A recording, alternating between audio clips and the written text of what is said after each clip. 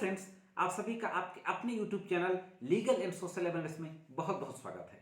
साथियों, एक बहुत ही इंटरेस्टिंग सवाल पूछा गया है। सवाल यह है कि क्या किसी व्यक्ति को खुद की किसी संपत्ति की चोरी के लिए क्या आरोपी बनाया जा सकता है? यानी किसी व्यक्ति के विरुद्ध उसकी खुद की संपत्ति की चोरी हो जाने पर उसी व्यक्ति को क्या मुलजिम बनाया जा सकता है? उसके खिलाफ चोरी की एफआईआर की जा सकती है खुद की संपत्ति के लिए।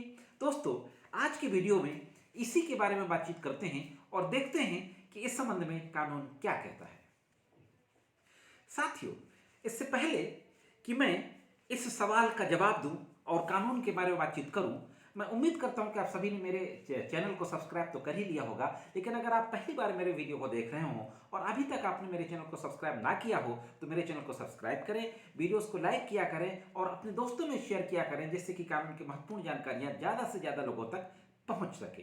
साथियों, आगे बढ़ने से पहले सबसे पहले ये जानते हैं कि जो चोरी का अपराध है इंडियन पेनल कोड के सेक्शन 378 में, उस चोरी के अपराध में चोरी की परिभाषा क्या कही गई है, चोरी को किस तरीके, जो कोई किसी व्यक्ति के कब्जे में से उस व्यक्ति की सम्मति के बिना कोई चल संपत्ति बेईमानी से लेने का आशय रखते हुए वह संपत्ति लेने के लिए हटाता है, वह चोरी करता है, ऐसा कहा जाता है। हाँ दोस्तों, आपने देखा कि कोई भी व्यक्ति किसी भी चल संपत्ति को उस व्यक्ति की सहमति के बिना हटाता है तो ऐसा कहा जाता है कि उसने खुद चोरी की।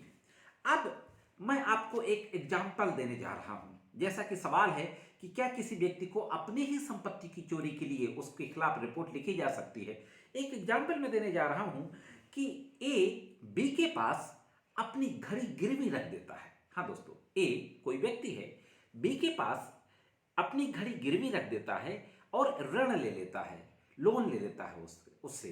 इसके बाद बिना लोन अदा किए बी के पास से अपनी घड़ी को उसकी जानकारी के बिना, उसकी सहमति के बिना बेईमानी का आशय रखते हुए उसको वहां से उठा लाता है।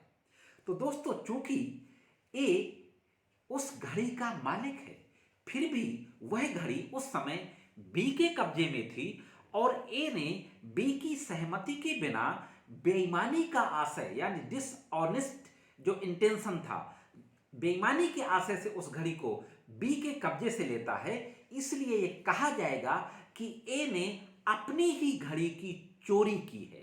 दोस्तों, बी ए के विरुद्ध ए की जो खुद ए की घड़ी थी उसको चोरी करने के लिए एफआईआर दर्ज करा सकता है। हाँ दोस्तों, चोरी के अपराध में महत्वपूर्ण जो चीजें हैं, जैसा कि डेफिनेशन से मालूम होता है, 5 चीजें महत्वपूर्ण हैं। सबसे पहली चीज कि जो संपत्ति है वो किसी व्यक्ति के कब्जे में होना चाहिए। हाँ दोस्तों, किसी के पोजीशन में होना चाहिए। दूसरा, उस संपत्ति को उस व्यक्ति की सहमति के बिना ली गई हो, उसकी जानकारी ना हो जिसके वो कब्जे में हो, उसकी जानकारी के बिना वो संपत्ति ले ली गई हो।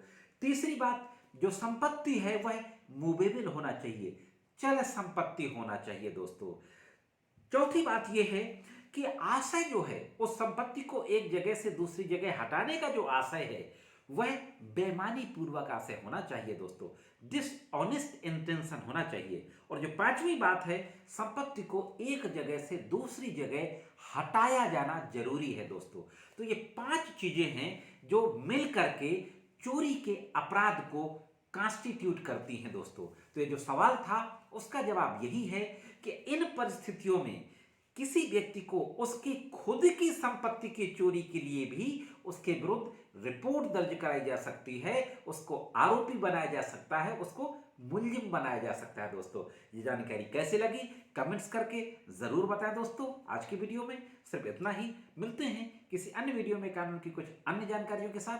तब तक कानून की विभिन्न तरीके की जानकारियों के लिए देखते रहें लीगल एंड सोशल अवेयरनेस।